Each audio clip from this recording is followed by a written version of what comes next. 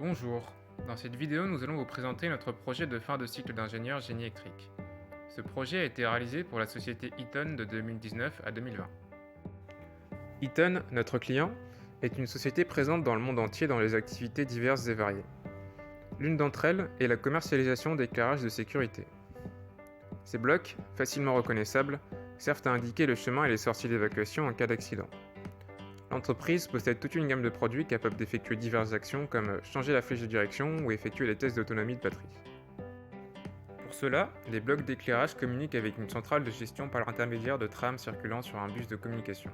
Ce sont ces trames qui contiennent les directives que le bloc doit effectuer. En théorie, ce système fonctionne parfaitement.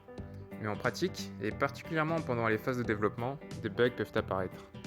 Dans ce cas, on utilise généralement un analyseur de bus qui va nous permettre d'espionner les communications circulant sur le bus pour en déterminer l'origine du défaut.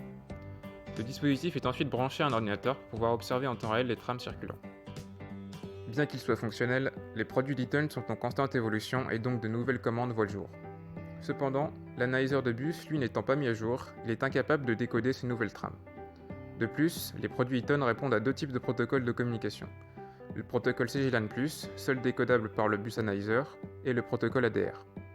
Notre projet consiste donc à améliorer un produit existant, le bus analyzer, pour le mettre à jour et à ajouter le décodage du protocole ADR. Nous avons donc dans un premier temps défini un cahier des charges avec notre client. Il est divisé en 5 parties appelées Work Package.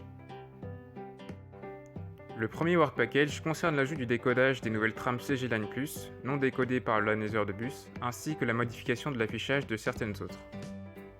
Le deuxième Work Package a pour but de savoir si un enregistrement sur une carte SD de communication avec plusieurs luminaires peut avoir lieu sur une longue période. Ce Work Package en particulier vise à étudier l'électronique de l'analyzer de bus pour savoir s'il est compatible avec l'ADR. Le Work Package 4 est la suite directe du 3 car son objectif est de modifier l'électronique de l'analyzer de bus pour le rendre compatible avec le protocole ADR. Enfin, le cinquième et dernier Work Package vise la modification du code source de l'analyzer de bus afin d'effectuer le décodage de l'ADR.